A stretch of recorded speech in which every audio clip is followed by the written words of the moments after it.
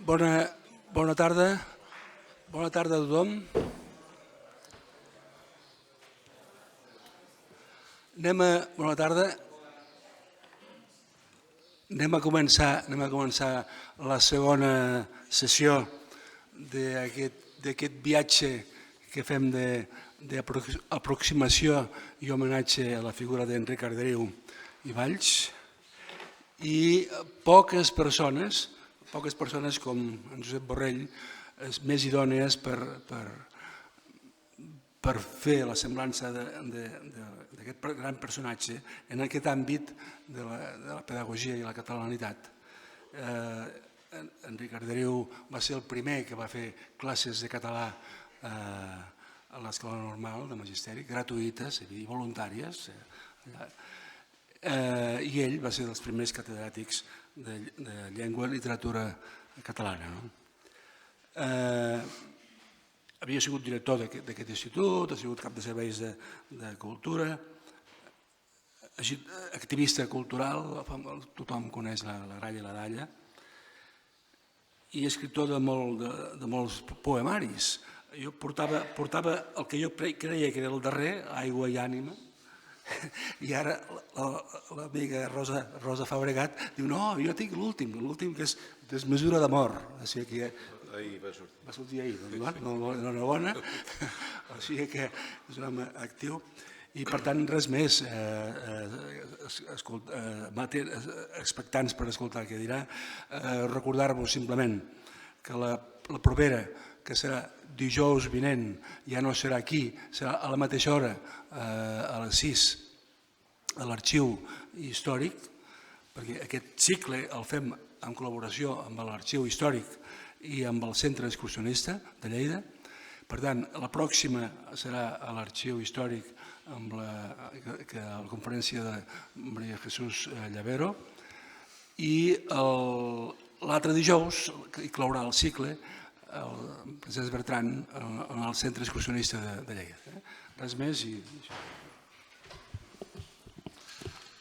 Molt bé, moltes gràcies, Josep. Molt bona tarda a tothom. Bé, potser que comenci donant les gràcies per haver-me deixat participar, invitat a participar en aquest cicle. Enric Arderiu sempre ha estat una de les meves icones des de fa molts anys, com l'altre dia deia l'Esteve Mestre, potser no tant 40, però Déu-n'hi-do. I per tant em sento molt content que s'hi hagi pensat i se li hagi dedicat aquestes jornades i a veure si això encara té més recorregut, com havíem parlat, i acabem posant-li un nom significatiu en alguna institució de la ciutat de Lleida. Bé, jo el que faig, quan vàrem buscar un títol que fos ben genèric, perquè tampoc no és que parli del professor o de l'educador, faig una visió més general i en tot cas esperem tenir temps. Al final sí que en tot cas faré un repàs de la cronologia, diguem-ne, més que jo considero bàsica i més important, almenys de les coses que jo he estat buscant, i perquè sé que després algun d'aquests aspectes es desenvoluparan amb més profunditat, evidentment. Tampoc no ho hem de deixar tot fet perquè, a veure, els que venen al darrere nostre, que continuïn fent recerca i segur que trobaran papers, perquè sempre n'hi ha de papers i sempre hi ha dubtes i sempre la casualitat a vegades fa que si un s'interessa per aquestes qüestions sempre es troben coses. Bé, jo d'alguna manera, tenint present aquests dos vectors, que són bàsics, importantíssims, també voldria titular la xerrada en el sentit que Enric Arderiu i Valls és possiblement l'impulsor de l'ideari noucentista a les Terres de Ponent. Qui més el representarà des del punt de vista literari serà Magí Morera, que a partir de 1915-16, després del seu famós discurs, ja diputat a les Cortes, es convertirà en l'home de moda de Lleida. I certament la seva obra de Magí Morera ha estat estudiada i hi ha la seva obra completa i la tesi doctoral, o tesis doctorals o tesis, doncs ja ho expliquen això. Però si sempre el que diem, si no hi hagués hagut un Enric Arderiu, probablement potser no el senyor Morera, que es va convertir a la llengua catalana precisament en aquell moment i després es converteix en un dels defensors més importants.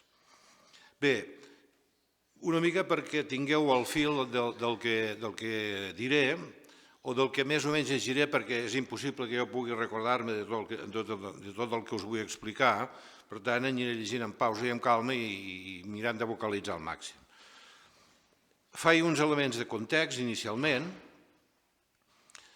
i que en tot cas titulo del catalanisme historicista al catalanisme polític i en tot cas em refereixo d'una manera molt succinta al fet que hi ha un catalanisme sentimental que es basa fonamentalment en la recuperació documental i la història i en la construcció d'un relat patriòtic, etc., que moltes vegades es fa en castellà, encara, però que d'alguna forma encara no fa mai cap plantejament de tipus nacionalista, per entendre'ns.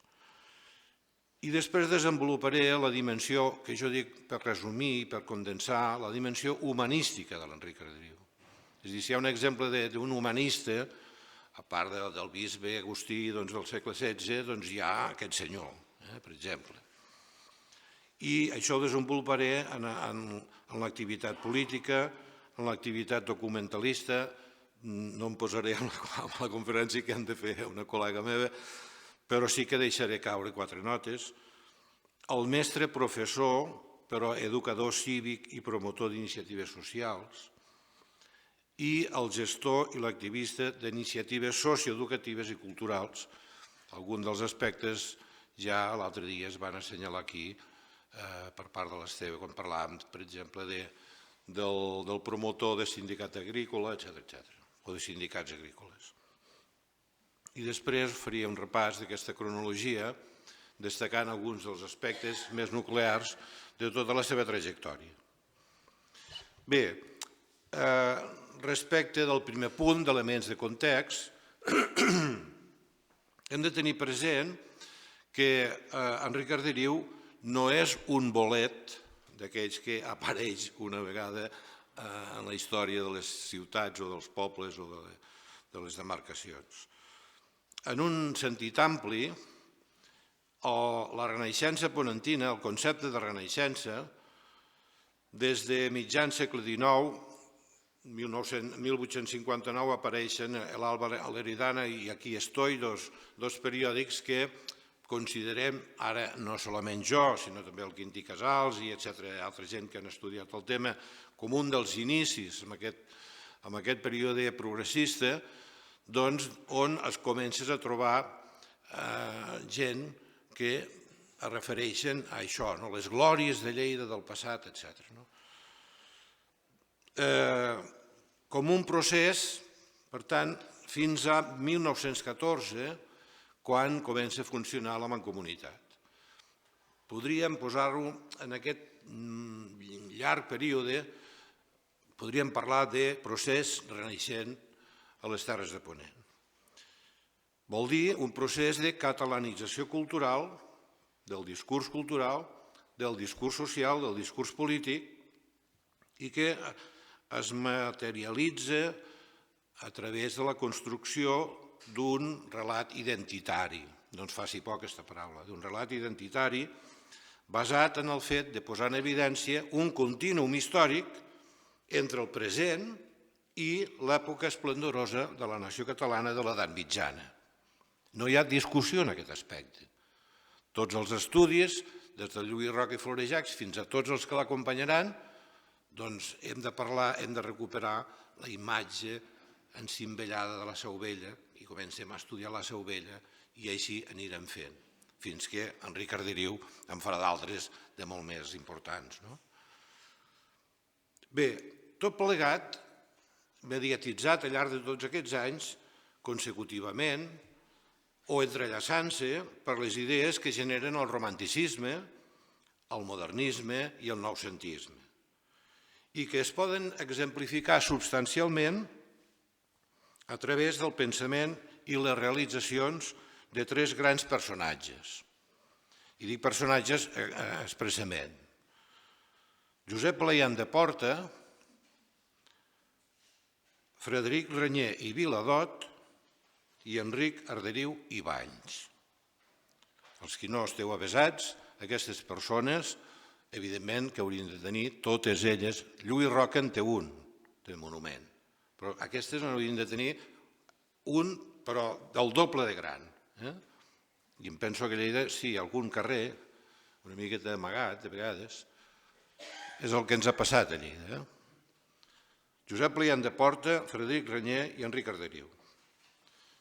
I a més, aquests tres prohoms entrellaçats a la manera de mestre-deixeble, en el sentit que la institucionalització del moviment renaixent es constitueix amb la col·laboració normalment del segon amb el primer i del tercer amb el segon.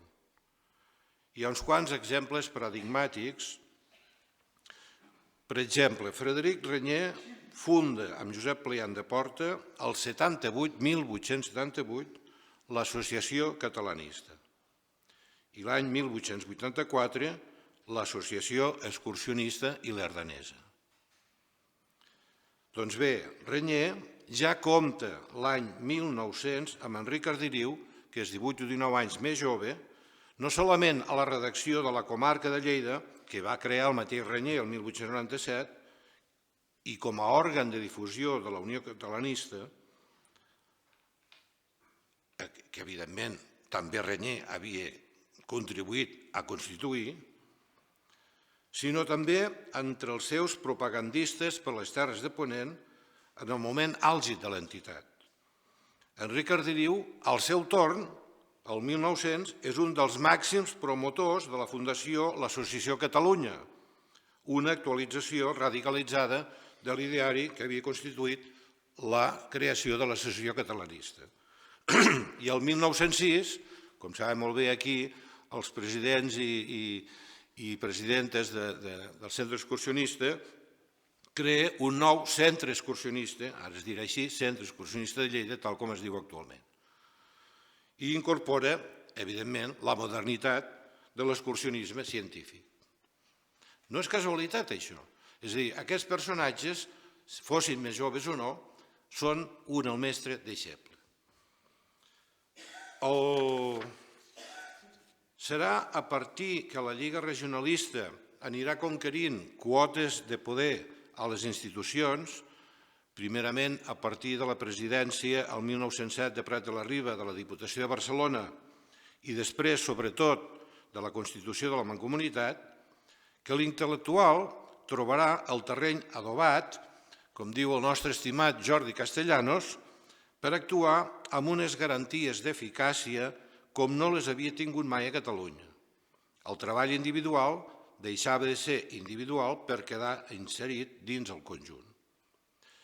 L'intel·lectual, a més, obtenia possibilitats reals de professionalització perquè començava a comptar amb unes institucions que a la llarga es van anar convertint en autèntics organismes canalitzadors de la vida cultural catalana des de l'ensenyament fins a la investigació. Aquests organismes necessitaven comptar amb uns intel·lectuals orgànics, peces eficients d'un engranatge social i intel·lectual.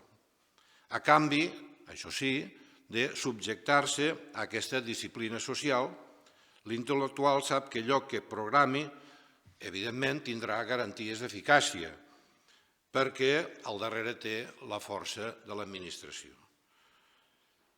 Mireu, si no, què va passar en relació amb la llengua, el que va representar la normalització ortogràfica de 1913. Sense la institució al darrere, encara estaríem discutint ara si hi ha d'anar H o si hem d'escriure CH o no hem d'escriure CH. Tot i que jo potser m'hauria sumat, això és un petit parèntesi, els que reclamen, hi ha un vídeo molt divertit que ens ha passat amb els diacrítics, que allò que ens els havíem après, ara resulta que ens hem de desaprendre. Desaprendre costa molt a vegades.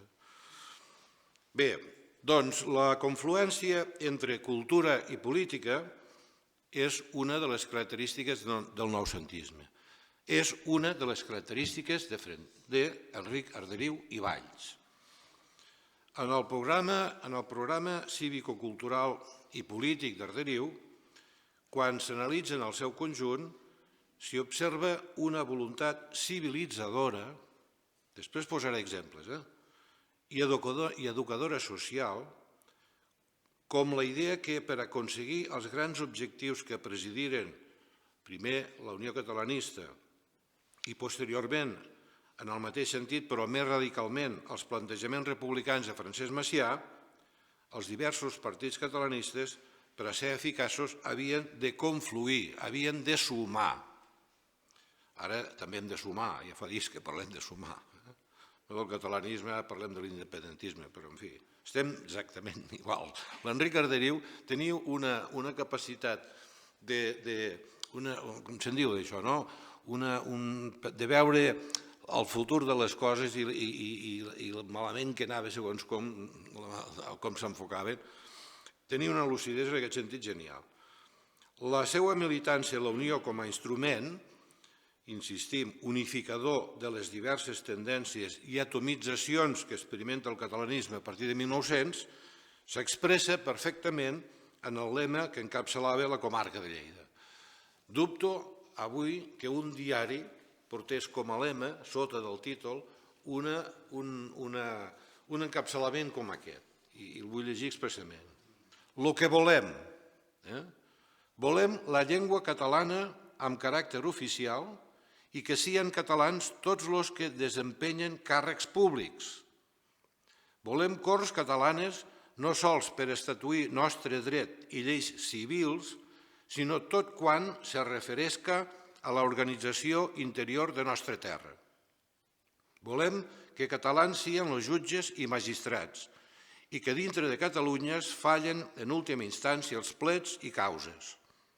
Volem ser àrbitres de nostra administració fixant a entera llibertat les contribucions i impostos i volem, en fi, la facultat de poder contribuir a la formació de l'exèrcit espanyol per medi de voluntaris o diners, suprimint en absolut les quintes i lleves en massa i establint que la reserva regional forçosa preste servei tan sols dintre de Catalunya.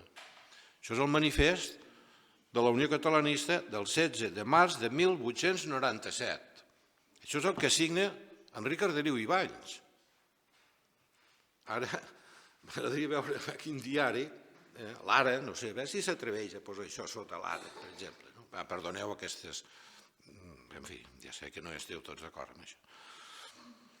Encara que l'acció del govern noucentista no es materialitzà pròpiament fins a partir de la creació de la Mancomunitat, el seu ideari, que pregonava, com molts de vosaltres sabeu, Eugeni d'Ors, presidit per aquells conceptes de civilitat, de classicisme, d'arbitrarietat artística, etc., ja des del 1906 es difonia i s'imposava entre la burgesia il·lustrada i els intel·lectuals. Diria que Enric Arderiu, a les Terres de Ponent, sense que tinguem dades explícites que el lliguessin a l'ideari gorsià o que llegís Ors, haurien d'haver remenat la seva biblioteca, sense que tinguem aquestes dades, les accions que realitza també a partir de 1906 tenen tot el caràcter ideològic i institucionalitzador de les premisses orsianes.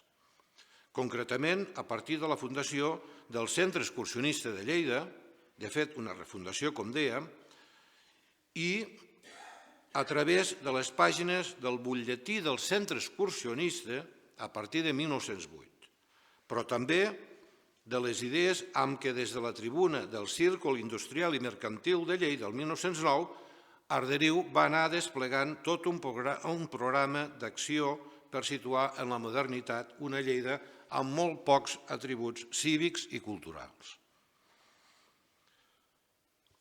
uns plantejaments programàtics que posaven l'èmfasi bàsicament en l'educació cívico-social i en l'ensenyament.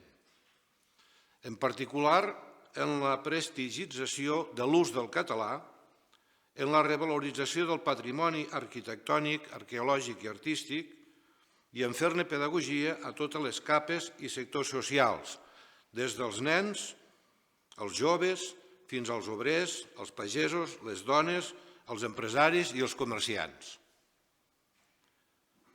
Això ho dic amb totes les paraules. Enric Arderiu sempre va tenir presents tots aquests sectors de la població. Però també, evidentment, en la creació d'infraestructures, des de les comunicacions viàries fins a escoles, llocs d'esbarjo, museus, biblioteques populars i més tard, com ens deien l'altre dia, en sindicats agrícoles i caixes rurals.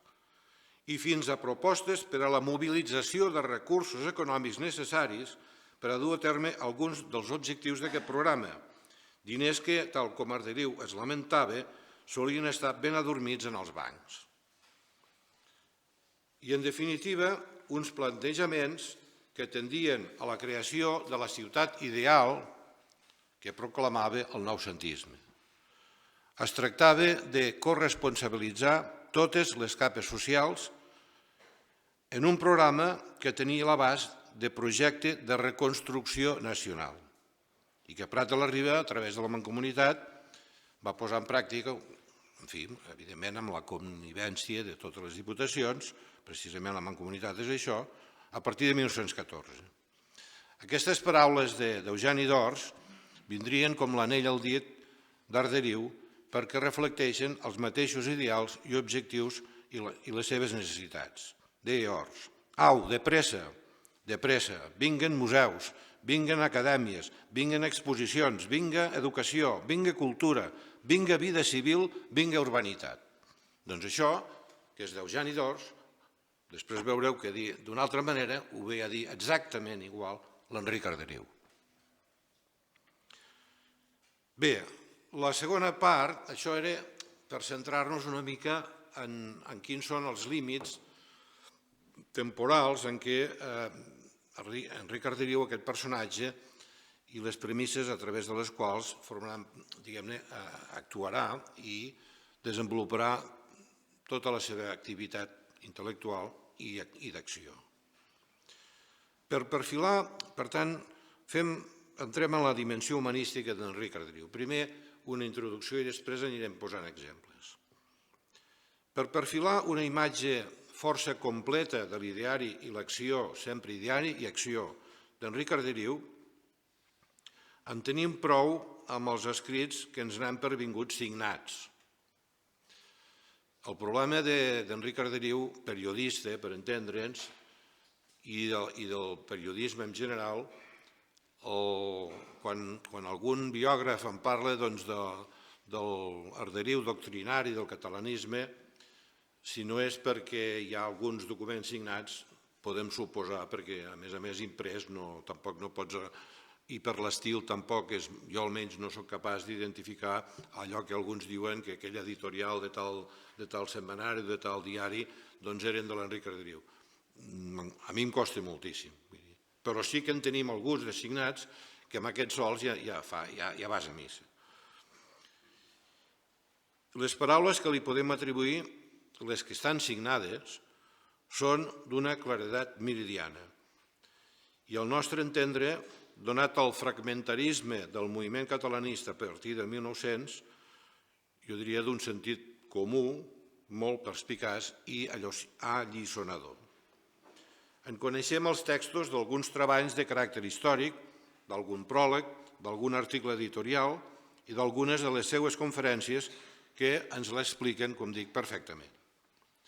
Sabem que va inspirar l'edició de setmanaris catalanistes, La comarca de Lleida, 1900-1908, i Catalunya, 1916-1921, que es feu càrrec de la redacció l'any 1902 del quinzenal La Renaixença, que exercí de professor de llengua catalana, que fundà, com hem dit, el Centre Excursionista de Lleida, que participació en la creació dels Jocs d'Adjunts dels Jocs Florals, en el cos d'adjunts dels Jocs Florals, i molt activament també, a partir de 1916, en la creació de sindicats agrícoles, o que va conferenciar empresaris, comerciants, obrers, mestres, pagesos, i a través dels seus contemporanis, que fou un home admirat, estimat, que exercí un mestratge indiscutible.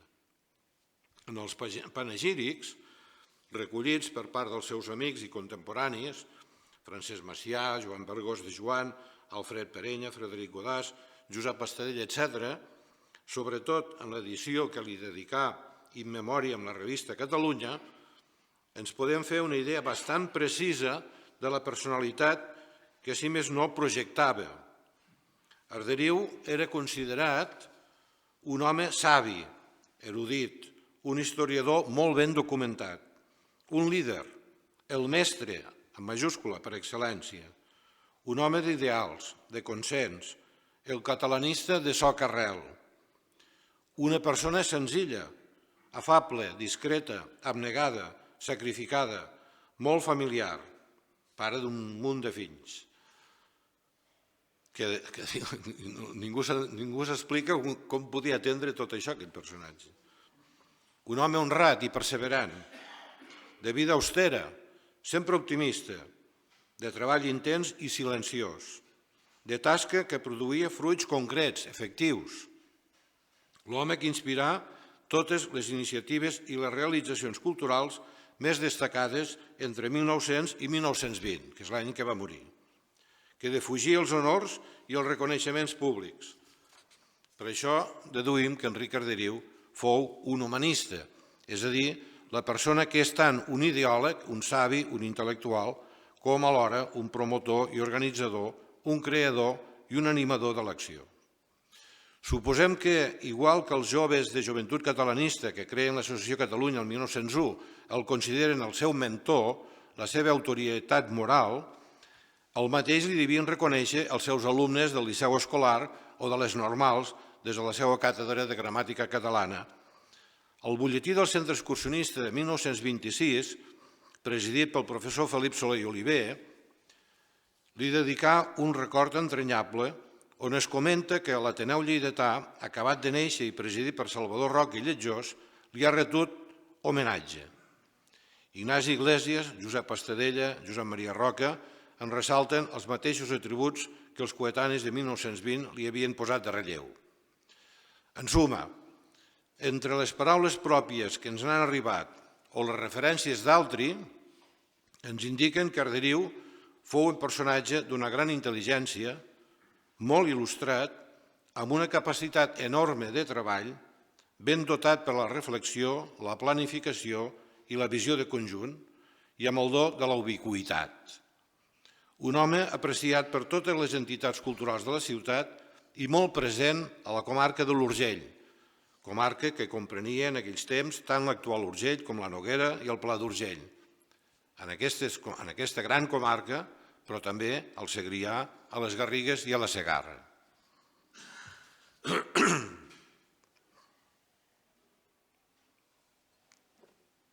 Bé, 4 coses sobre l'activista polític, que tot i així això també es desenvoluparà en una altra de les conferències, però en tot cas, algun d'aquests detalls sí que m'agradaria remarcar-los.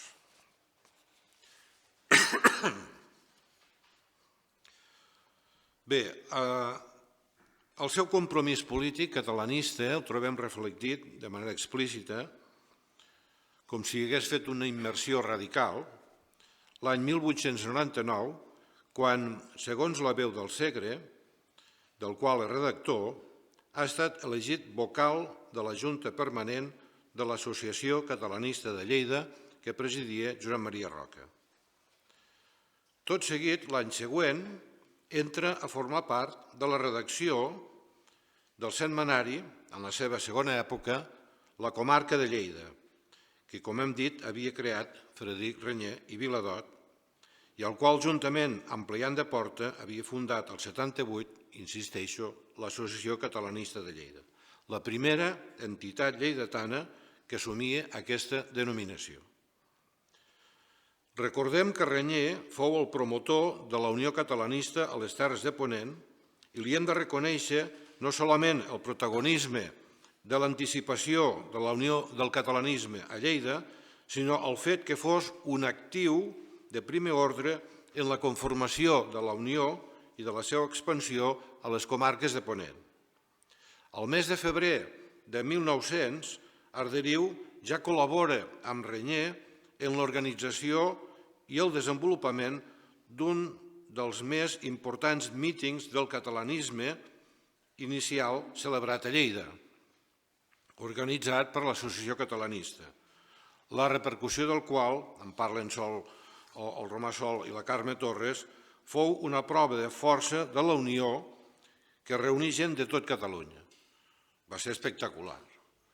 Fou una afirmació de drets inalienables de Catalunya a decidir el seu propi destí.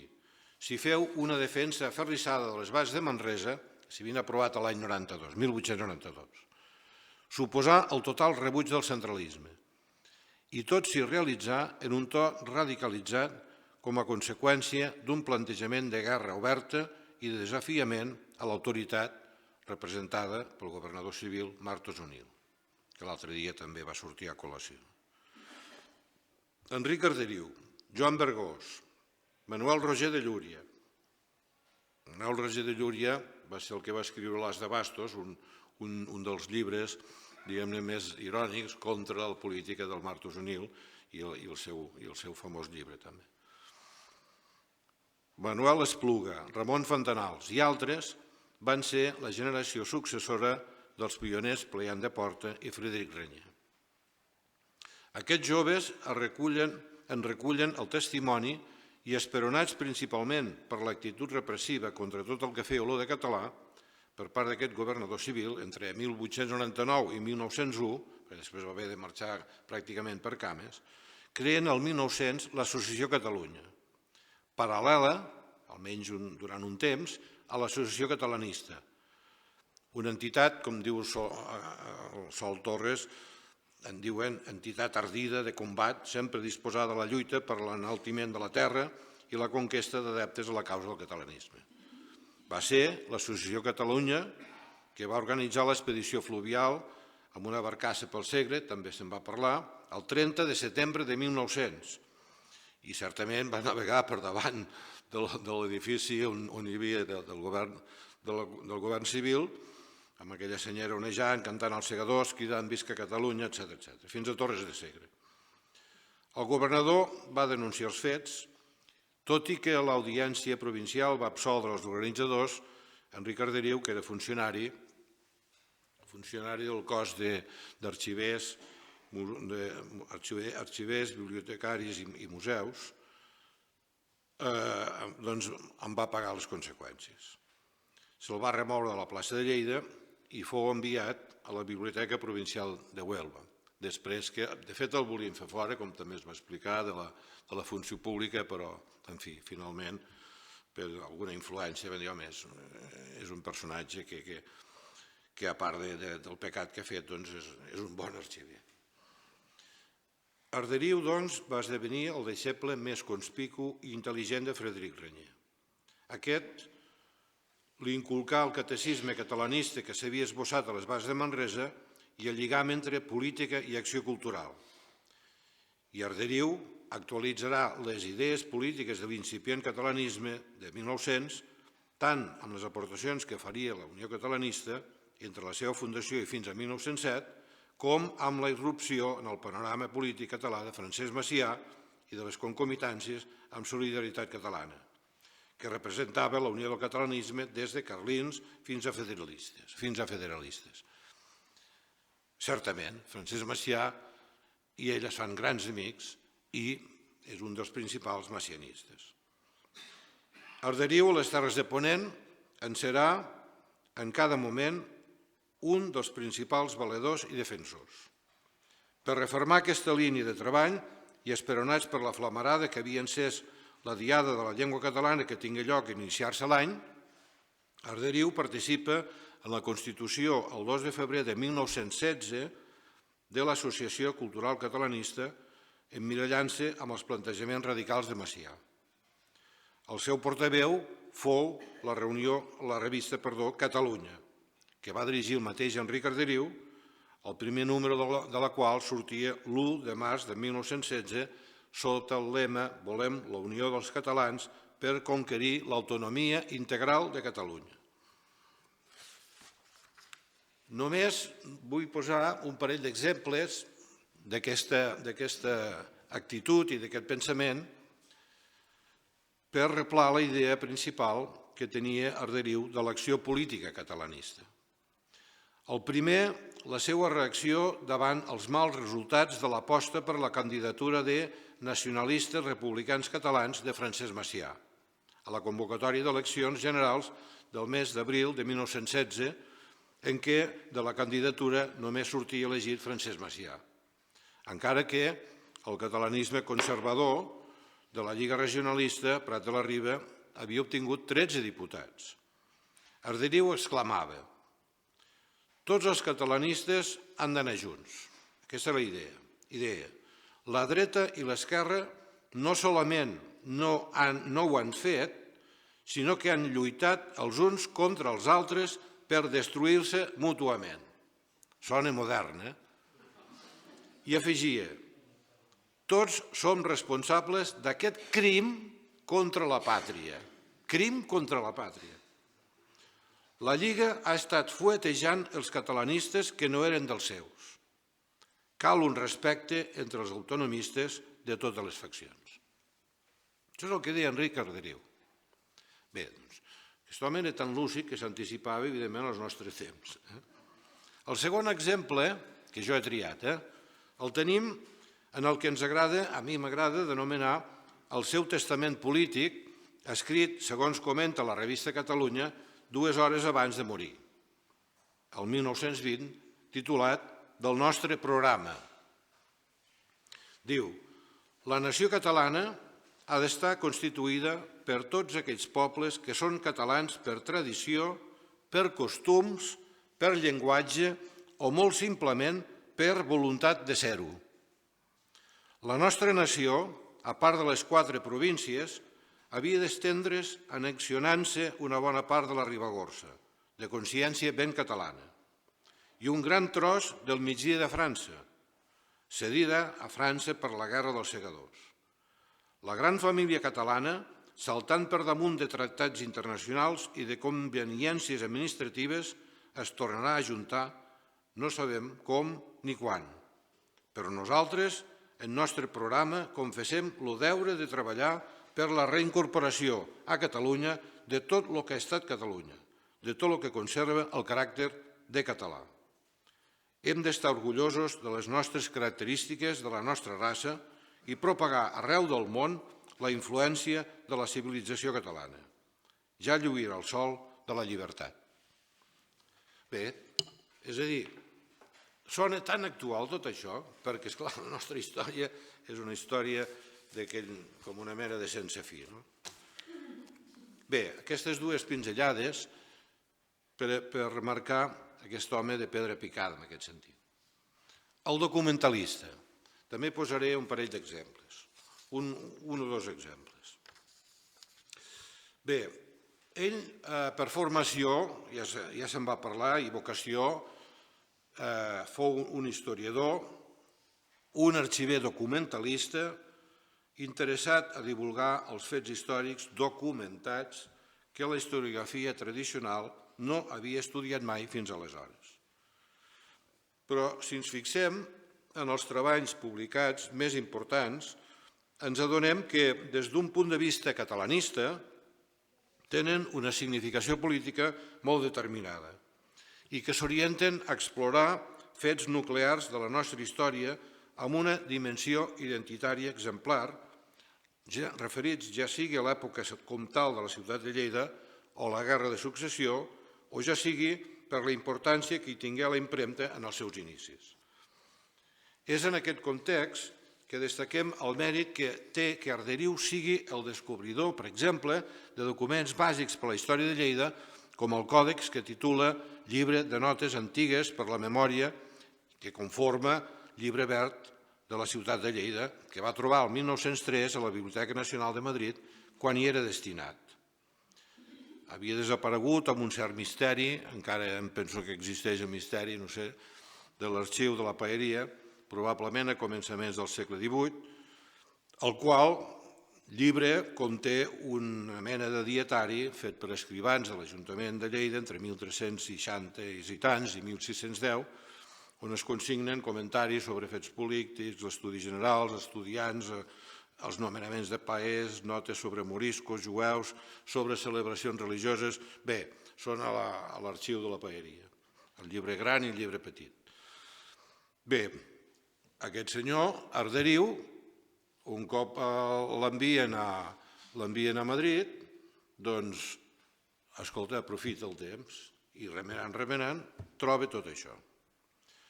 O és el descobridor del tractat famós de pestilència de Jaume de Gramunt, del segle XIV, que es va trobar el 1909 a l'arxiu parroquial de Verdú.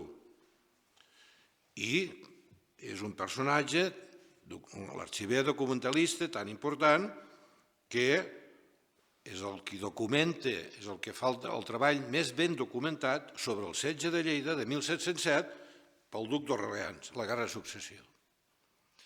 És a dir, només aquests 3 grans documents ja fan d'aquest personatge un arxiver de primera línia. Però només cal llegir les ressenyes de les excursions científiques pels pobles de Lleida, que es publiquen al butlletí del Centre Excursionista, per adonar-nos de l'objectiu pedagògic absolutament modern que tenien aquelles excursions, veritables descobertes sobre el terreny de valors geogràfics, arqueològics, històrics i patrimonials, arquitectònics i artístics del territori, i que donar a conèixer, com deia, sobretot el butlletí del Centre Excursionista. I encara la meticulositat del treball bibliogràfic reflectit en l'inventari de llibres editats a Cervera o en l'estudi dels impressors i els opuscles editats a Lleida entre els segles XV i XVIII, realitzats amb Jiménez Catalán, arxiver de la Biblioteca Provincial de Lleida des de 1888 fins a 1901 i que coincidí amb Enric Arderiu, que era arxiver de la Delegació d'Hisenda entre 1894 i 1900. Quan Arderiu fou expedientat i remogut del lloc de treball, Jiménez Catalán va ocupar la seva plaça a l'Arxiu d'Hisenda. Bé, això també, el Jiménez Catalán, un altre personatge interessantíssim, després se'n va anar a Saragossa, que, en fi, hi va fer treball sobre Saragossa i és molt admirat allà també. Però en aquest vessant voldríem destacar el paper principal que Arderiu representa per a la consolidació del mètode empíric en la investigació històrica de Lleida i Ponentina. I com a mostra, el seu pròleg a l'obra de Rafael Gras d'Esteve, que ja vau destacar l'altre dia, i el llibre La Paeria de l'Èrida i el comentari, en aquest sentit, que en fa Manuel Lladenosa. Rafael Gras i Esteve i Enric Arderiu reaccionaren contra la història que havien fet Pleiant i altres coetanis seus, com Agustí Prim i Tarragó. Aquest fet és ben palès en el pròleg que escriu Arderiu al llibre de Rafael Gras dedicat a la Paeria. Arderiu acusava els historiadors anteriors d'haver-se dedicat massa a l'activisme cultural i massa poc a l'anàlisi rigorosa dels fets. Ara calia posar-se al dia, el positivisme, i estudiar documentadament el passat. També reivindicava de no confondre la història dels pobles amb la de les famílies dominants o amb les vicissituds de les institucions armades. Considerava que les aportacions de Roca Florejacs, Pleiant de Porta i Prim i Tarragó havien de passar pel sedàs depurador de la crítica. Gras, igualment, indicaria que el treball històric havia de tenir un caire exclusivament documental. La història exigia condicions de crític i nocions més o menys profundes de les seves ciències auxiliars. Aquesta visió l'aplicaria a les seves monografies, entre les quals destaquen L'Èrida i la Guerra de la Independència, del 99, i sobretot una obra de referència per conèixer la gestió municipal, la Paeria de l'Èrida, Organització Municipal 1149-1707, editat el 1911. Gras i Arderiu, a banda de la seva activitat en el moviment catalanista, eren arxivers i representaven un nou tipus de professional de la història. Gras, nomenat cronista de la ciutat el 1905, estava cridat per vocació i formació a ser el primer historiador de la Lleida contemporània. Tanmateix, l'escalafó funcionarial era catedràtic d'institut, el va obligar a anar a viure a Zamora. Ben certament, Arderiu s'alegra que ja sigui hora que els historiadors entrin en l'estudi dels documents d'assumptes particulars i concrets i fugen de les empreses de caràcter general. Diu ell, la història documentada de la vieja ciudad de Lérida, como casi de todas las poblaciones de España, espera aún la mano generosa que, sacándola de los antiguos pergaminos y papeles centenarios, la elabore y la publique. El estudio sobre el documento había sido, por lo que atañe a la historia leridana, cosa completamente desconocida. Reconeix, però, que hi ha hagut alguna excepció, com per exemple Mariano Olives i Roca, que el Quintí Casals em va editar aquestes memòries per a formar la història de l'antiquíssima ciutat i nobilíssima ciutat de Lérida. És a dir, el Pliant de Porta havia sigut, en certa manera, el seu mestre. Bé, el Pliant de Porta, però parlem professionalment o no parlem professionalment? És a dir, fins aleshores s'havia fet, bàsicament, aproximacions sentimentals i, en certa manera, llegendàries o d'oïdes o amb poca rigorositat. El mestre professor. Però el mestre professor en el sentit que és l'educador cívic i un promotor social. Jo diria que una de les preocupacions més explícites d'Enric Arderiu, a part del seu compromís polític, va ser el de l'educació de tots els sectors i estaments socials en el sentit, com deia abans, en el sentit ampli d'instrucció, de formació i educació, tant formal com informal. Això que en diem l'educació de les aules, com l'educació a través, per exemple, de conferències, de xerrades, de debats, en fi. O d'aquells cursos que no condueixen a cap títol. Primerament, acabada la carrera, es va dedicar a l'ensenyament. Com a gestor, però en certa manera va dirigir l'Escola Santiago de primer i segon ensenyament. En tenim notícia el 1895 i que el 1900 ja no n'era de director. Va col·laborar més tard amb Frederic Godàs, també es va dir, com a professor al Liceu Escolar a partir de la seva fundació el 1906. Sabem també que als anys 1915 i 1917 va ser nomenat professor interí a l'institut. La primera vegada no ho diu, però la segona diu sense cobrar. La segona vegada que jo he trobat la referència, sense cobrar. La primera també devia ser sense cobrar. I el més important, que fou escollit per ocupar la càtedra, com també s'ha anunciat, de llengua catalana creada per la protectora de l'ensenyança catalana amb el concurs de la Diputació Mancomunitat, perquè en aquella època no és Diputació, sinó que és Diputació Mancomunitat, a partir del curs 1916 a les normals de mestres, hi havia normal femenina i normal masculina. Tinguem present que Arderiu va ser el primer a ensenyar català, com ha dit abans el Josep Varela, i cultura catalanes a la ciutat de Lleida ja a partir de 1900, que puguem, diguem-ne, constatar-ho.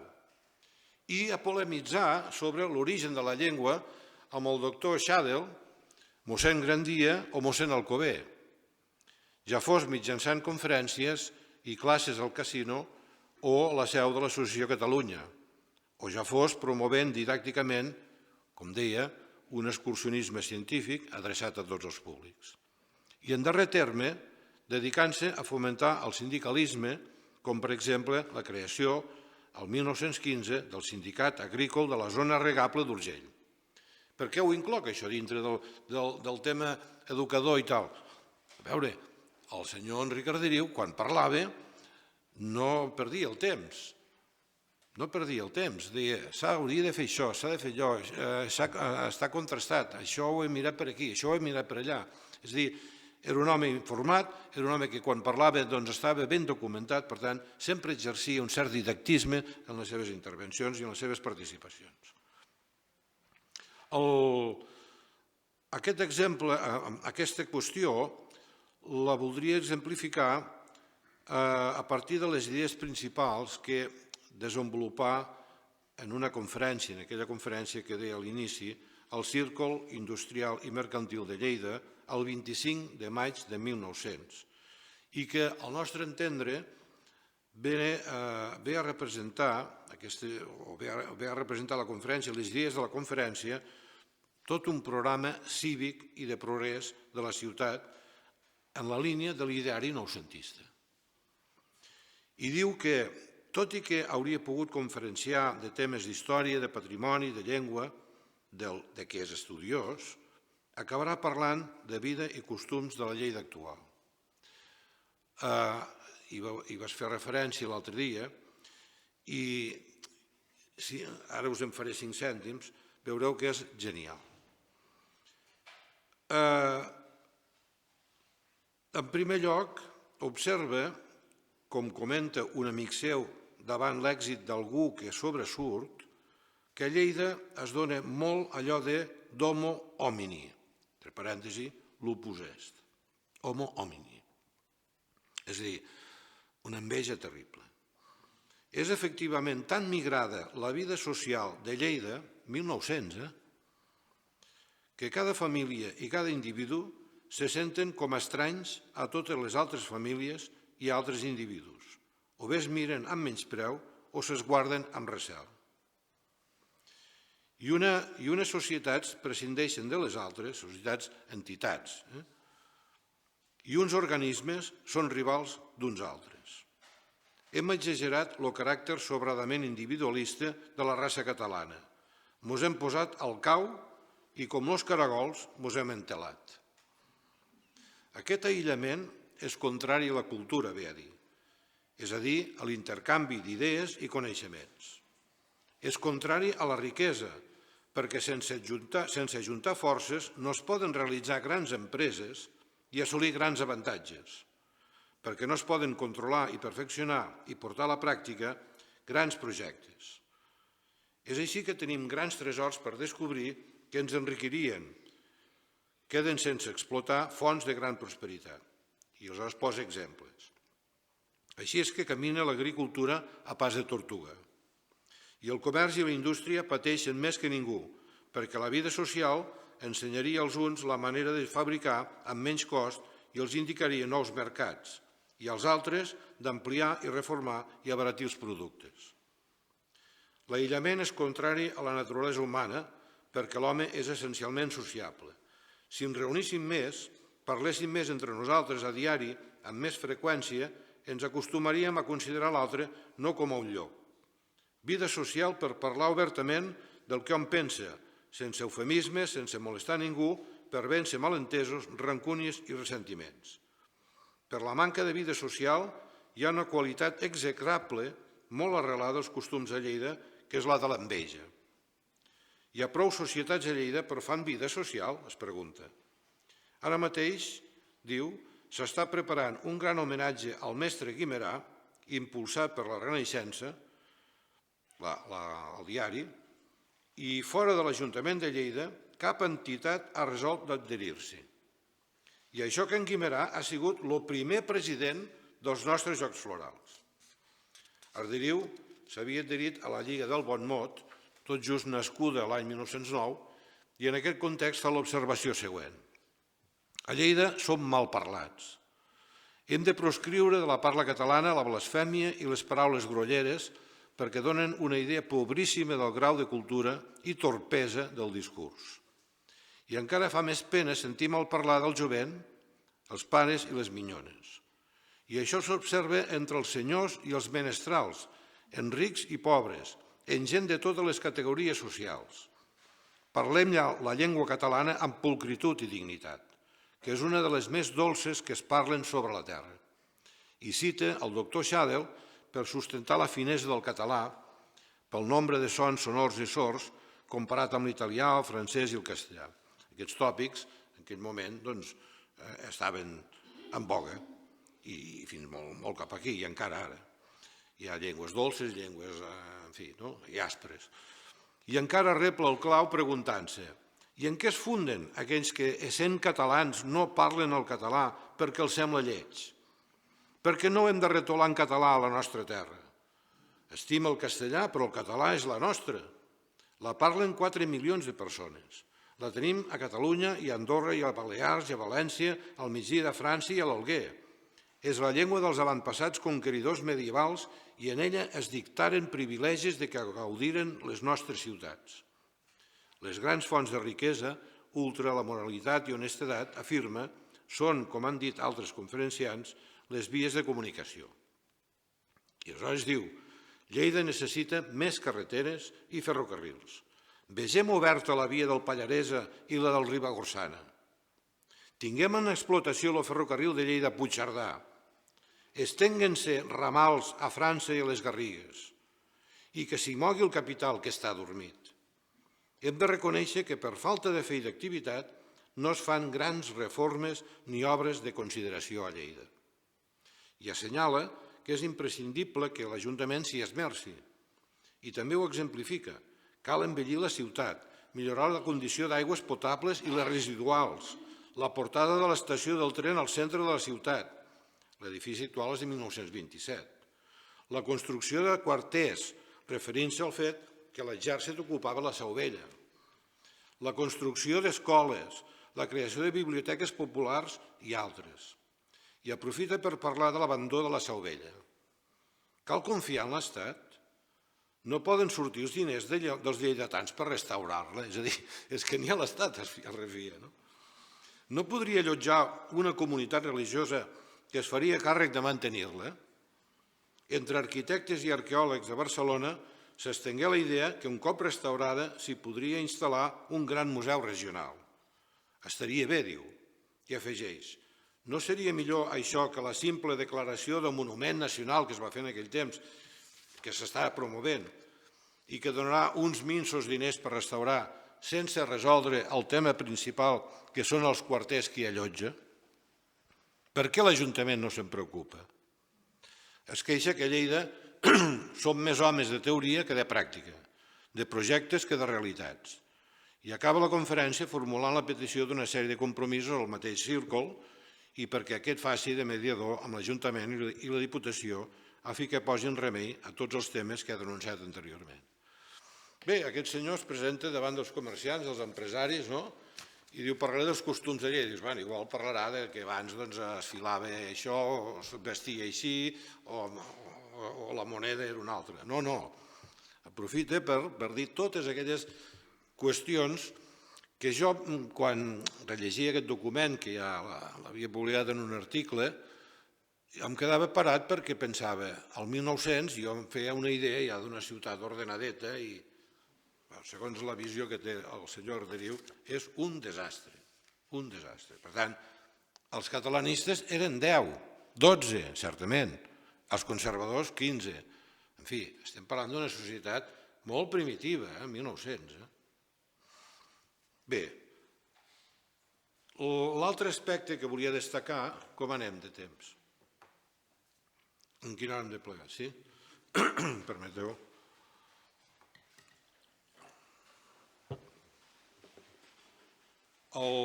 Volia ara referir-me al gestor i l'activista d'iniciatives socioeducatives i culturals.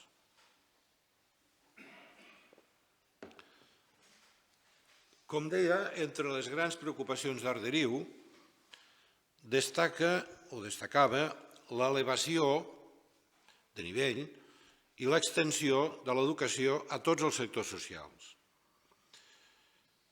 Hem vist que, sumàriament, que hi va contribuir com a docent i divulgador, però també és important destacar que ho feu com a crític del sistema d'ensenyament-aprenentatge i com a planificador escolar amatent a les necessitats d'escolarització tant en el sentit de la cobertura de l'ensenyament a tota la població infantil i juvenil com apel·lant a la provisió de recursos normatius, econòmics i infraestructurals per fer-ho possible.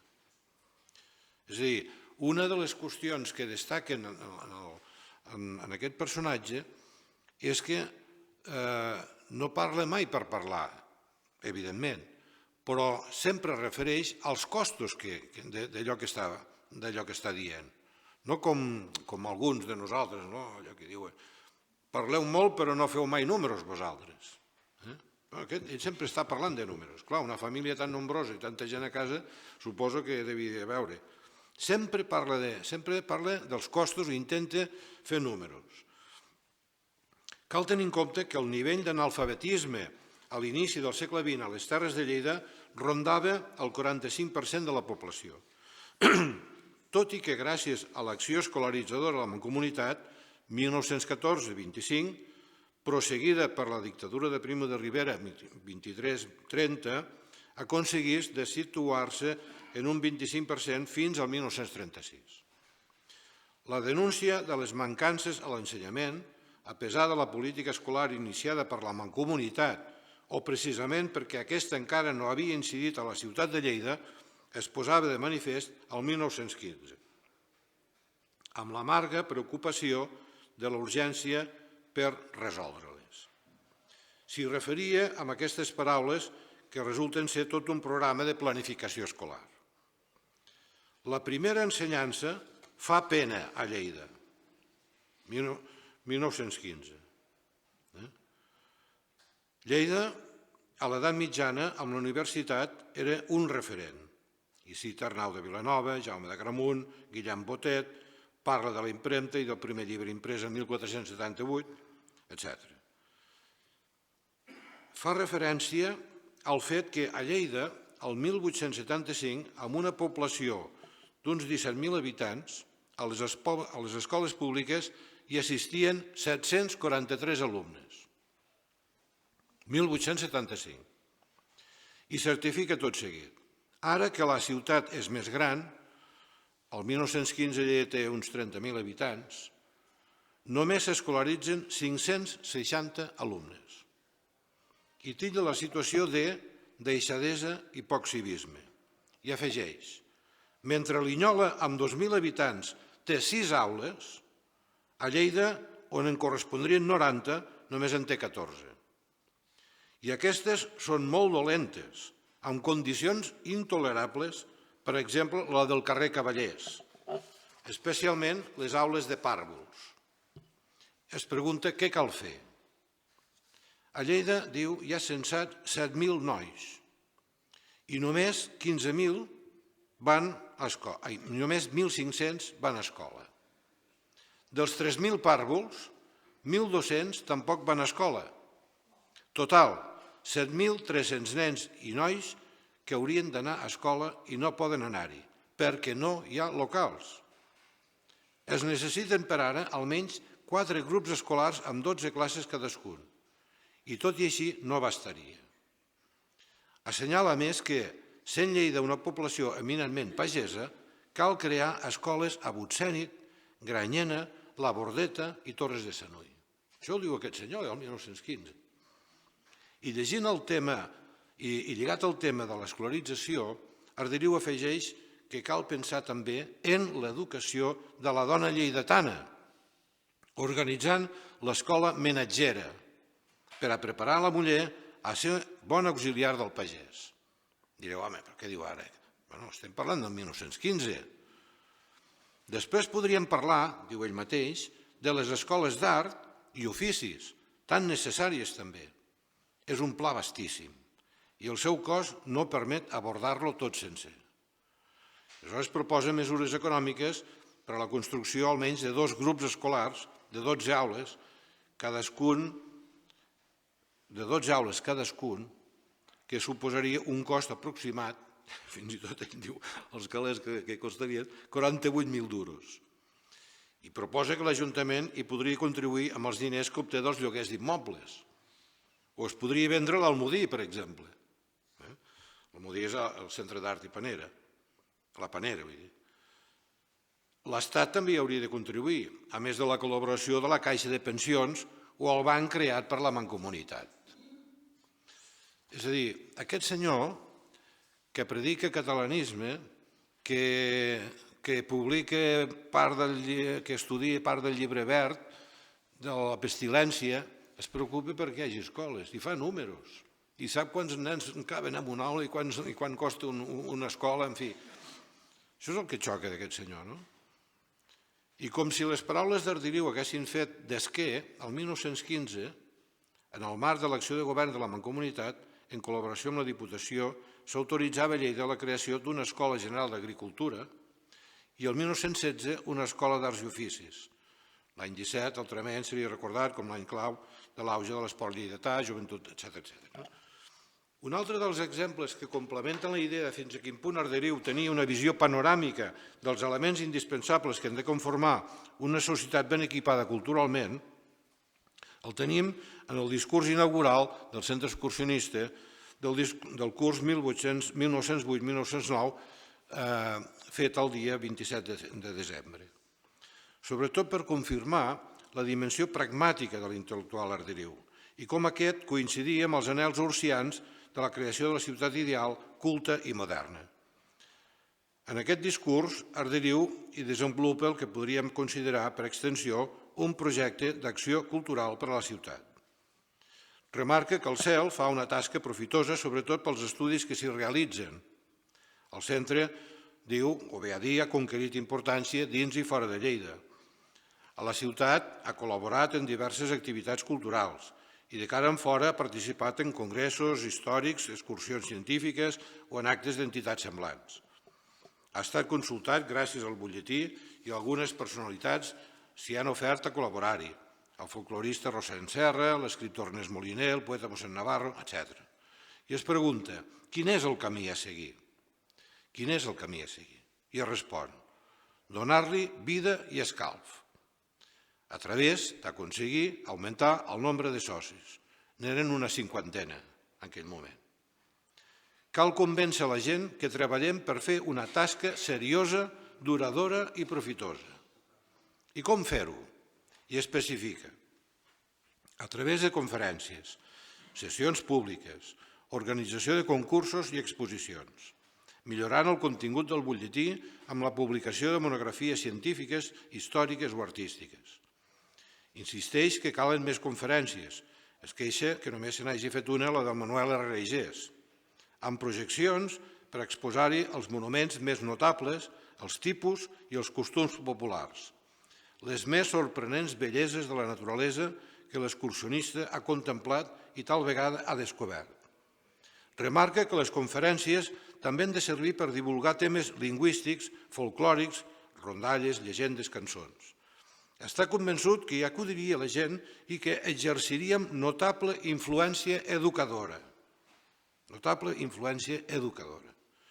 I detalla els tipus de concursos i exposicions, de fotografia i postals, d'objectes arqueològics, artístics naturals, rondalles, cançons, de dibuix i pintura sobre vistes generals de poblacions, de monuments arquitectònics, retaules, creus de terme, rius, torrenteres, balmes, objectes d'art, de la natura, minerals, animals, vegetals, col·leccions de segells, monedes, escultures, de fòssils, concursos folclòrics, com el que fa el Centre Excursionista de Catalunya o l'Orfeó Català, i que la millora del butlletí passa tant per ser puntuals en la publicació mensual com augmentant el contingut i millorant-lo amb imatges.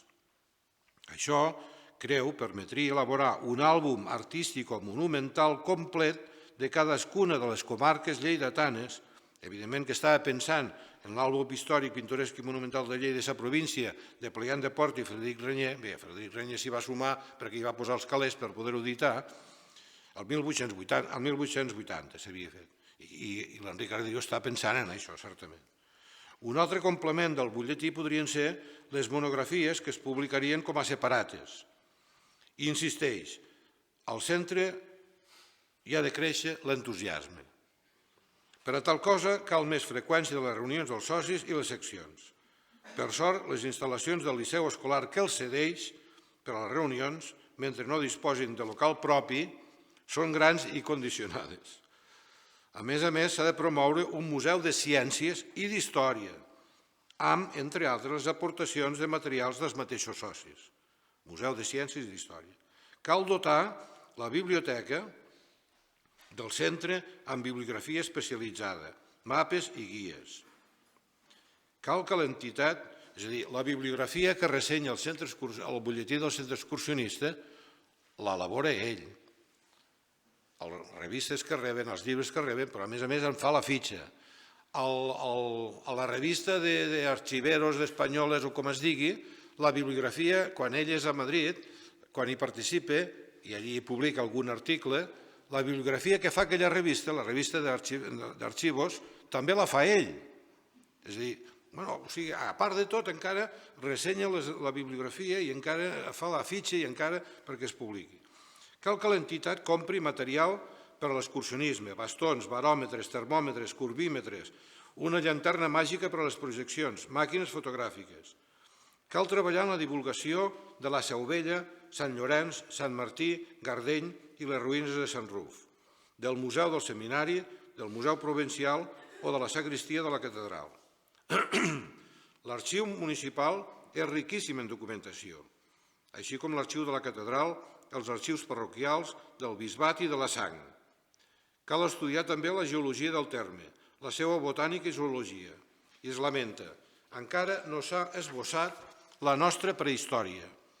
I la feina que hi ha per als lingüistes i els folcloristes sobre les varietats dels parlants de Lleida. Cal anotar les llegendes i les cançons tradicionals, ampliar la tasca comarcal a través de les excursions i els viatges i creant seccions del centre a les comarques, i vetllar perquè no desapareguin de nostra terra i vagin a l'estranger els objectes de valor artístic o històric que encara queden als pobles de Lleida. Cal inventariar-los. En aquest sentit és precís comptar amb corresponsals del centre a cada poble on hi hagi peces d'interès perquè comuniquin troballes, desaparicions o els preparatius perquè se'n vagin, així com evitar que es malmetin monuments i propiciar que es restaurin adequadament. I acaba dient que és indispensable per a tal cosa que el butlletí i la premsa moguin l'opinió a favor del patrimoni. Bé, és a dir, és tot un programa això, no pel centre excursionista, és a dir, això és una qüestió que s'hauria de fer extensiva a tot el país, vull dir, a tota la ciutat i a totes les comarques. Bé, en tot cas, per anar acabant,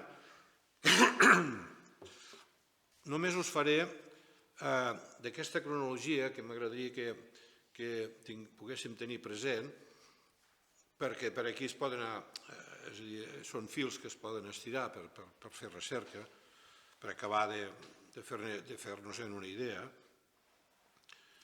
Us donaré 7 o 8 dades. Bé, el 1894, després de dir què faré a la meva vida, com explicava l'altre dia, havia intentat alguna altra oposició, va aprovar les del cos d'arxius, biblioteques i museus i va ser destinat a la delegació d'Hisenda de Lleida. De la biblioteca n'era, com deia abans, Manuel Jiménez Catalán. El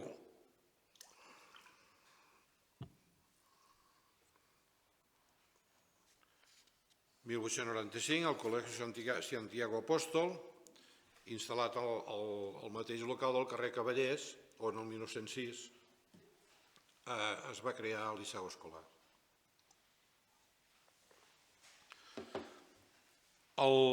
Aquest mateix any és quan guanya amb el Jiménez Catalán el primer premi que atorgava el Miquel Ferrer i Garcés al certamen de l'Associació Catalanista per apuntacions per a una memòria sobre impressors, etc.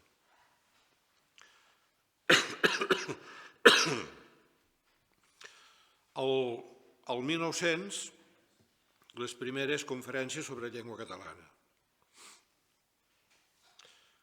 El 23 de desembre es dona la notícia que de l'expedient de l'expedient administratiu i diuen, serà enviat després a la delegació d'Hisenda de Huelva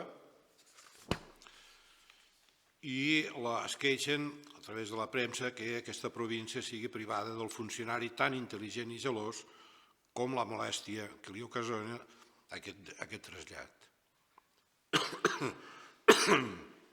El 1900 és interessant una carta que adreça a la muy il·lustre Junta d'Instrucció Pública, carta d'esclosa, que va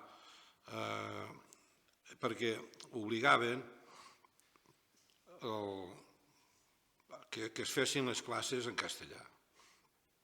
I aleshores ell es queixa dient que això no és veritat, és a dir, s'ensenya el castellà i en cap llei diu que s'hagi de fer les classes en castellà.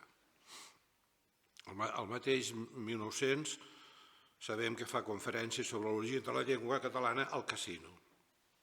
Participa aquest any, al final d'any, al setembre, a l'expedició fluvial, el castiguen cap a Huelva i des de Huelva envia algunes impressions de Huelva, per exemple, no pare mai de veure què em puc dir del lloc on soc, no? El campanar de Lleida del 7 d'abril d'aquest any 1901 es diu que reprendran les conferències a l'Associació de Catalunya sobre llengua catalana.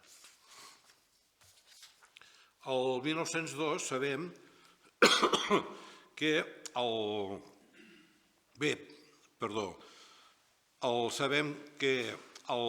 pel diari de Huesca al juny Arderiu és nomenat arxiver de la delegació d'Hisenda d'Osca. I el mateix diari del 27 d'agost se'ns diu que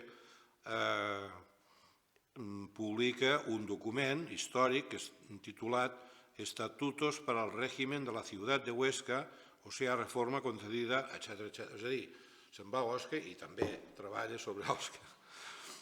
Al mateix diari de l'any 1902, al març, tenim notícia que a Enric Arderiu se li ha concedit una excedència d'arxiver de la delegació de Huesca, delegació d'Hisenda, per passar a ser redactor en cap de la Renaixença. Redactor en cap, no director. A la comarca de Lleida, l'any 1902, se'ns informa d'aquesta circumstància i que a finals d'any plegarà, segons diu el Josep Pinyol, un dels seus biògrafs, per desavinences amb els empresaris. Bé, no hem pogut anar més enllà de moment. Reingressa l'any 1903 al cos d'arxivers i és destinat a la Biblioteca Nacional de Madrid, que dirigia en aquell moment el Menéndez Pelayo. I allí s'hi estarà 2 anys. Per cert, la comarca de Lleida, el 17 de maig, informa que la celebració dels Jocs Florals, el poeta Francesc Mateu, en el seu discurs inaugural, va dedicar un record tant a Frederic Renyer, que es consum en son llit de dolor, va morir el mateix 17 de maig, com a Enric Arderiu, que en la seva absència, a mena de desterrament, es migra en aquelles terres ermes i desertes com llavis sense petons. Fa gràcia, eh? El Narcís Oller, el secretari dels Jocs Florals va ser Humbert Torres i Narcís Oller va acompanyar el Francesc Mateu i això va fer que, d'alguna manera, l'any següent, el 1904, en fos el president, Narcís Oller. Bé, el 1903-1904 publica la revista Archivos, Bibliotecas i Museos un estudi sobre el Còdex de Lleida trobat a la Biblioteca Nacional. El 5 retorna a Lleida i destinat a la Biblioteca Provincial, que està instal·lada a l'Institut General o Provincial, segons es digui, a l'edifici del Roser, antic convent de dominics com a conseqüència de la desamortització de Mendizábal, etc. Al 6 es funda el centre excursionista, funda amb Rafael Gras i companyia, i Manuel Herrera. El 1908, el primer número del centre. El número 2, al febrer, publica l'excursió a Bellvís, Mare de Déu de les Sogues. El número 5, del 1905 i 9, i l'11 i 12 del mateix any, el canonge poeta de Guissona, en Jeroni Ferrer, que visqué la primera. O sigui, la descoberta d'aquest autor del segle XVIII, un personatge que, si no hagués estat per ell, potser l'hauríem descobert els amants de la literatura un segle després. També és una aportació de l'Enric Arderiu, un dels pocs autors del segle XVIII que val la pena i, a més, ha fincat a les Terres de Ponent. També gràcies a l'Enric Arderiu. Bé, el número 6 i 8, de juny i agost, fa la recent de l'excursió a Verdú i fa públic un document per a la història de Lleida sobre la Guerra dels Segadors.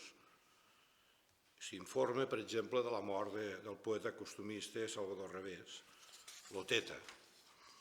El discurs inaugural del curs 1908-1909 de què he parlat. El 1908, el Boletín del Liceu Escolar i Acadèmia de Sant Lluís, després nomenat només Boletín del Liceu Escolar, figura com a professor de segon ensenyament, igual que el seu germà Benigne, i en serà vocal de les comissions o seccions que hi havia a l'escola, de la secció excursionista que es va constituir l'any 11. I allí ja estudiava un fill seu que es diu Enric, també, que en principi, quan no t'hi fixes, dius, encara confondré. Una cosa és el fill Enric i l'altra és el pare. El 1909, segons la revista Ilerda, que després va publicar el text, la conferència al Círcul Industrial. I després va sortir publicada el 1909 a l'impremta de Sol i Benet. Les excursions el mateix any a Torrefarrera, a Rosselló, a Castelló de Farfanya, i inicia l'edició del text de Regiment de Preservació a Epidèmia o Pestilència i Mortaldats de Jaume d'Agramunt. El 1909 és bibliotecari provincial i es queixa davant la instrucció del mes de juny del cap d'Arxius General del Ministeri d'Instrucció Pública i Belles Artes i de Fomento, en què s'ordenava l'obertura de la biblioteca en dies de festa.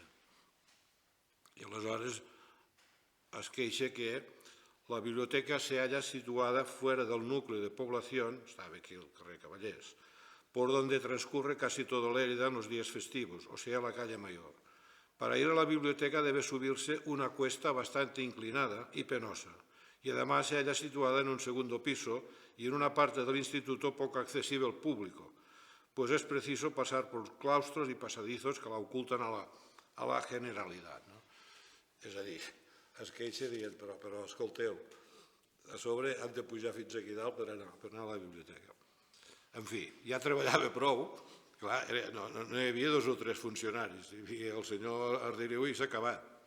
Tot i que es dona a entendre, per l'estudi que em va fer l'antiga directora, la Carme Aritxe, que ja s'obria alguns dies festius. Bé, el butlletí també, i això és un fet important, s'acorda el mes d'abril-juny a Poblet, on es fa una excursió, celebrar el Congrés Excursionista a Lleida. El Congrés Excursionista. L'Arderiu s'hi volcarà i treballarà com un animal. També comença a publicar Lo City de Lleida pel duc d'Orleans, 1910. El 1910 publica l'article Los col·legis i la segona ensenyança al butlletí del Liceu Escolar, on critica, això hi ha algú que ho està treballant, on critica el sistema d'ensenyament aprenentatge memorístic amb la finalitat de passar exàmens, però no de descobrir i conèixer per un mateix. Aquest article és genial perquè també té una actualitat. És a dir, vinga, a l'institut només fan que exàmens, la gent només prepara les coses per aprovar l'examen, però no podem comprovar mai si han après res aquesta gent. És genial, el tio. Els col·legis, la segona ensenyança. Comença a publicar el 1911 les obres impreses a Cervera, les obres que s'imprimien a Cervera eren de la Universitat de Cervera. I després el butlletí del Liceu Escolar, que és boletín del Liceu Escolar, sempre, en castellà, publica el 1912 l'article del ben parlar, en català.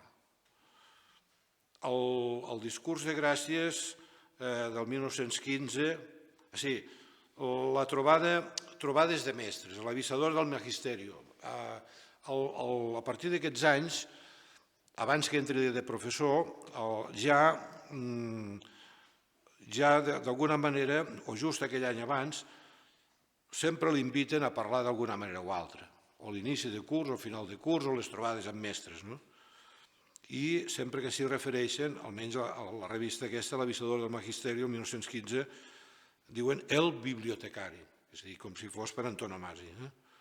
El 1914 és nomenat soci corresponent, que això normalment no hi fem massa menció, de la Reial Acadèmia de Bones Lletres de Barcelona. El mateix any també ho va ser nomenat Agustí Duran i Sempere de Cervera. Magí Morera i Rafael Gras Esteve ho havien estat el 1903 i n'havien estat corresponents Ui Roca i Florejacs i Josep Playat de Porta. Home, jo crec que s'ho mereixíem una mica més l'Enric Arderiu, però l'Enric Arderiu fins al 14. La revista Defensa i Germanor, en defensa de la pagesia, la que hem consultat, jo vaig quedar sorprès perquè una revista que fos tan militant, no? Forma part, és a dir, dona notícia al primer número, el 15 de juny, de la primera junta del sindicat agrícola aquest, en representació de Linyola, i aleshores figura com a arxiver d'Hisenda. Primer, després veiem quan rep la revista a casa, arxivero, però així al cap d'un temps ja se li ha catalanitzat, diguem-ne. Això també és un detallet. Figura i publica un article que el sindicat agrícola i les caixes rurals. Fa campanya, aquest també és un article interessantíssim, ells ja l'han treballat. Fa campanya, actes de propaganda pel sindicalisme a Bell-lloc, Sidamon, Arbeca, Puiggròs, en fi. I publica el número 8 un altre article, poc a poc, sobre l'enfortiment del sindicat. I remarca que cal analitzar, estudiar i actuar amb prudència, cal enfortir-se per durar i perdurar. I dona notícia dels actes de campanya per donar a conèixer el sindicat a Golmés, Miralcamp, Fondarella, Artesa de Lleida, Puigverd, Torregrossa, i ha devia tenir la canalla grans, perquè a fe de Déu que aquest senyor no s'entén a vegades. Assisteix a la reunió el 6 de novembre de la Junta Directiva, en fi. I el 10 de desembre ja consta com a vicepresident del sindicat. I si no era el president, perquè no exercia de pagès, suposo. Però ja és el vicepresident. Bé, i acabo. Una cosa, un detall, el 1916 es dona notícia, l'1 de gener se celebra la Diada de la Llengua Catalana. Tots els diaris de Lleida, la majoria en castellà, evidentment, doncs aquell dia, almenys la portada, el fan en català, com a consideració de la celebració. I és la primera, com diu Joaquim Capdevila, la gran mobilització per la normalització social. És a dir, el mateix any en què ell entrarà com a professor, en tots els actes que se celebren, tots els diaris que ha remenat, no surt enlloc la seva presència, la seva actuació, la seva, en fi, d'alguna forma o altra, la seva participació. No hi ha constància. I en canvi s'emporta tots els premis Magí Morera i Galícia. Jo m'estimo el Magí Morera, vaig ser també un dels primers a descobrir-lo, aquell senyor. Però noi, home, no sé, ho estava enfeinat en un altre tema, amb el sindicat, però és curiós que Enric Arderiu, que és el primer professor de llengua catalana, el primer catedràtic de la normal de llengua catalana, el primer que discuteix sobre la llengua, que explica la història de la llengua, fins i tot abans del 1900, amb aquestes històries no surti enlloc, no sé. El 16, el 2 de febrer, es constitueix l'Associació Cultural Catalanista. El 30 de març el número 1 de la revista Catalunya. I el 6 de juliol es constitueix el sindicat agrícola, com dèiem. I el número 10 de la revista Catalunya s'informa que se sol·licita a la Mancomunitat perquè doti Lleida d'una biblioteca tal com Déu mana, a la capital, tal com Déu mana. L'existent és provisional i no té recursos per adquirir llibres actuals. Ell és el director i es queixa amargament. President del Consistori de Jocs Florals el 1916 i el 3 de juliol, el número 3, continua la publicació de la relació al butlletí del Centre Excursionista i publica una editorial genial, també evidentment sobre el tema de conservar l'edifici que comentava el Josep Varela. Diu que dictàmens d'arquitectes de l'Institut d'Estudis Catalans per tal de fonamentar la seva opinió i, en fi, al final se'n van sortir com explicaven l'altre dia. L'associació protectora, com dèiem, la càtedra, i el 1917, allò que també es va dir l'altre dia, curiosament, tenim notícia a través de la revista El Pla d'Urgell, que l'Enric Arderiu té l'agència delegada d'un producte fitosanitari que mata la cuca de l'alfals i en té la representació general Francesc Macià. Es tracta de l'insecticida, com van dir alfals, que va sortir aquí, n'és l'agent delegat per tot Catalunya i la raó social, carrer Major, número 82 de Lleida. I s'ofereix per fer-ne proves al Consell Provincial de Foment als pobles de la Portella, Almacelles, Barbens i Torregrossa. És a dir, al final encara venen producte fitosanitari. El 1920 li dedica la revista Catalunya aquell panegíric i reprodueix el text aquell de testament, a la manera d'un testament polític del qual parlava. El 1926 se li fa a la revista El Butlletí, li fan un reconeixement, un altre reconeixement, i aquell número s'acaba la relació de les obres publicades a Cervera corresponents a l'any 1731. L'any 44, i acabo ara sí, segons la revista Ilerda, el número 2, entre els documents particulars d'Enric Arderiu es conserva un treball original de Mariano Olives, aquest senyor, titulat Hijos ilustres en santidad, letras y armas que ha tenido Lérida, i entre els seus papers 4 quaderns amb nombroses notes i dades per a una història de Lleida, de l'Enric Arderiu. I el 1989, aquí perquè una mica també em sento cofoi d'això, Òmnium Cultural convoca la primera edició del Premi Enric Arderiu d'Itineraris Occidentals amb l'objectiu d'incentivar el coneixement de les terres de Ponent i posar-ne una descoberta i propiciar una descoberta geogràfica, folclòrica, paisatgística, científica o lúdica. Bé, això seria més o menys tot respecte del que he estat remenant aquests dies sobre Enric Arderiu. Espero que us hagi això fet dentetes i que els qui us dediqueu a la recerca que no pareu de remenar tot allò que puguem trobar encara sobre aquest senyor. Moltes gràcies per la vostra atenció i paciència.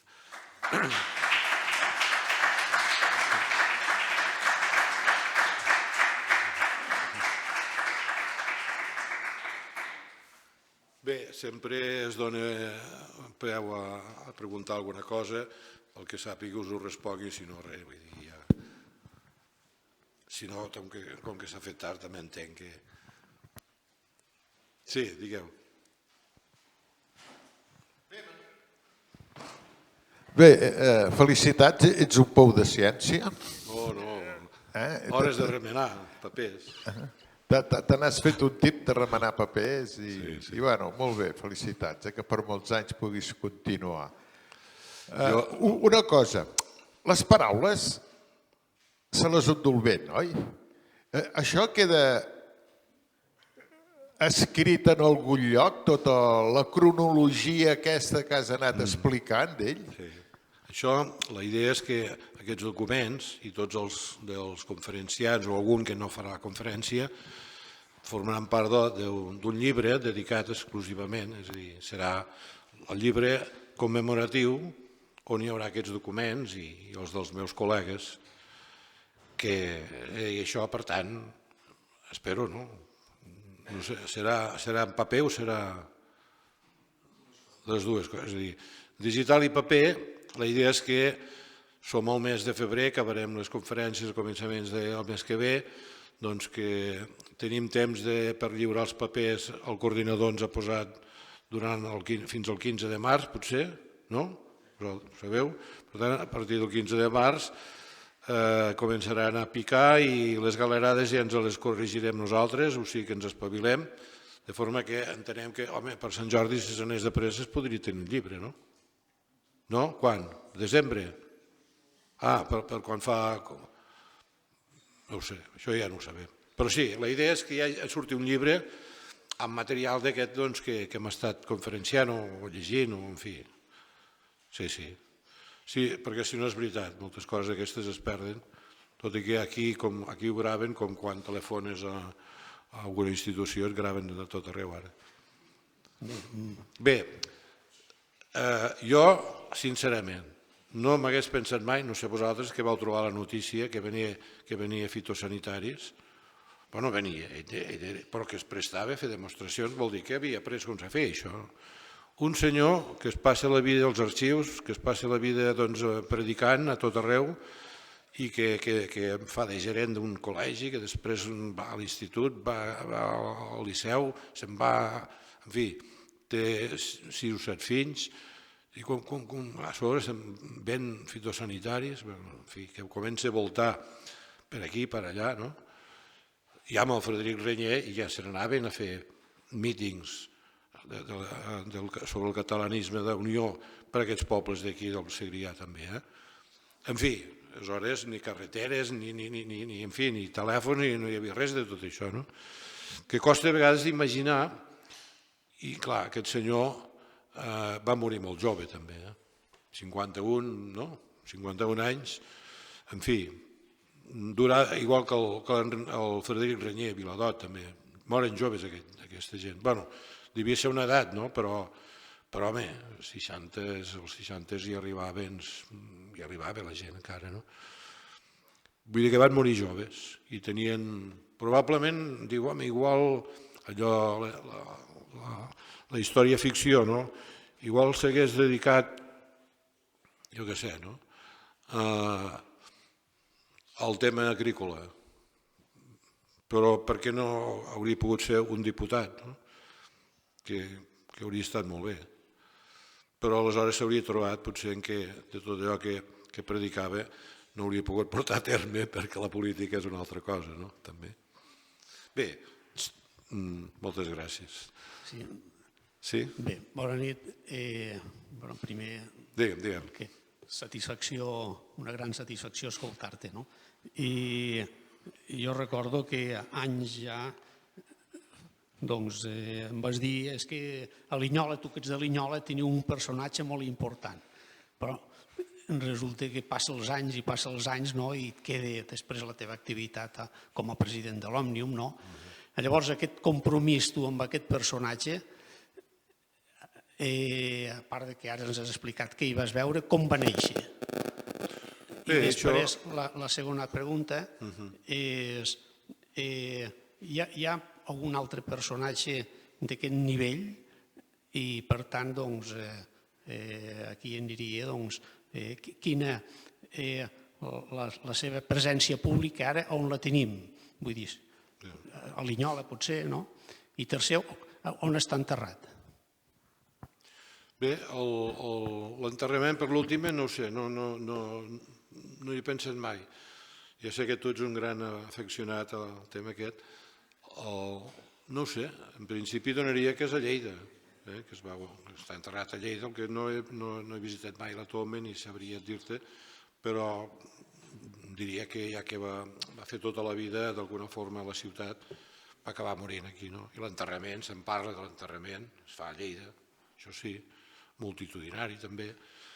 Bé, la primera pregunta, són aquells personatges, aquells temes que surten quan comença a remenar.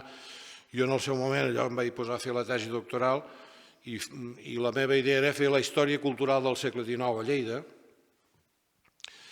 I bé, allò que em va semblar que... Però esclar, i vas trobant, a part dels problemes d'investigar en aquell moment, doncs et vas trobant peces que dius, home, aquesta peça té una dimensió que és superior a la de l'altra, no? Això vas avaluant a mesura que vas fent vas conformant un mapa, diguem-ne, de relacions, d'entitats, d'associacions, d'aquí, d'allà, de coses, d'idees, no?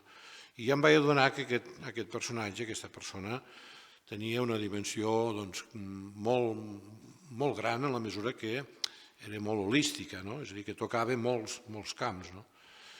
És a dir, que poques persones d'alguna forma havien tingut aquesta capacitat, no?, d'abastar i de preocupar-se per qüestions nuclears, socials, tant des del punt de vista de l'educació com del patrimoni, com del fet d'haver d'educar tots els sectors socials, el fet de preservar, diguem-ne, els documents, en fi, un personatge que pensa una mica en tot el que seria allò bàsic de la societat, no? I d'alguna forma també preservant aquesta mena d'independència, perquè la militància a Unió era com militar a l'independentisme sense partit. Ell va ser, diguem-ne, una militància sempre oberta, sempre sumant, és a dir, hi ha algun altre article en què es queixa precisament dels grups i grupets catalanistes, a partir de 1900, no? Diu, així no podem anar enlloc, no anirem enlloc així. Bé, això passava el 1900, 1901, 1905, 1907, i esclar, l'Enric Arderiu està molt enfadat, en aquest sentit, molt enfadat, perquè així veu que no anirem enlloc. I és a dir, un home que té la capacitat, té la formació i té la capacitat després per observar la societat en el seu conjunt. I un personatge similar, dius, no? Segona pregunta, actualment, que hagi d'un nivell d'aquestes característiques. Bé, d'alguna manera o altra, n'hi ha hagut bastants, no? D'aquesta època, a veure, el Pleiat de Porta és un personatge que té una dimensió també fenomenal. Passa que és un personatge també carregat de problemes, de canalla, expulsat en certa manera del magisteri, en fi. Exacte, sí. Però un personatge que no parava en tot el... És a dir, escrivia poemes, però el que li interessava bàsicament era donar a conèixer el territori i s'enfrasca, el que es diríem així en lleidatà, en projectes que no pot abastar econòmicament i troba el Frederic Renyer, que ve de bona família, tant de família de Gramunt com dels Viladot com els Renyers de Fondarella, que tenen possibles, que li posa calés i li encanta la idea, i Frederic Renyer, perdoneu que em repeteixi, hi ha d'altres personatges, els Vergós, etc. El mateix Roger de Llúria, que un llibret petitet també sortiria, un home vinculat a Anglesola, un carlí de primera, un carlins d'aquests catalanistes, el Roger de Llúria és genial, el Roger de Llúria. I a més que es digui Manuel Roger de Llúria. En fi, hi ha molts personatges.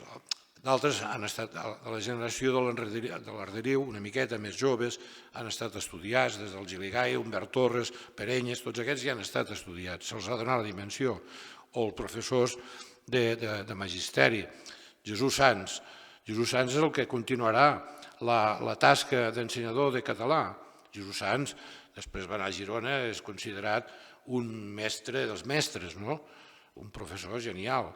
Bé, Jesús Sans va estar molt de temps. Hi ha algun treball fet del Jesús Sans, per exemple, doncs no per Lleida, no la seva tasca feta a Lleida, en fi, el llibre que vas fer sobre el creador de la biblioteca lleidatana, no? També professor de la Normal i un dels primers, a la vida lleidatana, un dels primers, diguem-ne, el Guimet, per exemple. Hi ha uns personatges que han sigut, com es diu, l'últim, el Felip Soler.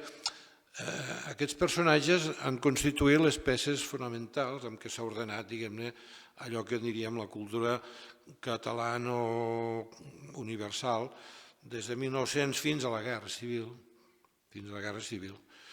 1900, Guerra Civil, veieu una trajectòria ascendent, la societat va guanyant amb serveis, amb institucions, amb prestigi, disminueix l'analfabetisme, etc. Això, però després la Guerra Civil, ja deia en algun altre article, acaba bruscament com si fos un tall però profundíssim amb una Lleida, i no cal dir els pobles del voltant, en què quan entren les tropes el 1938, no sé si es van comptabilitzar, 5.000 persones a la ciutat.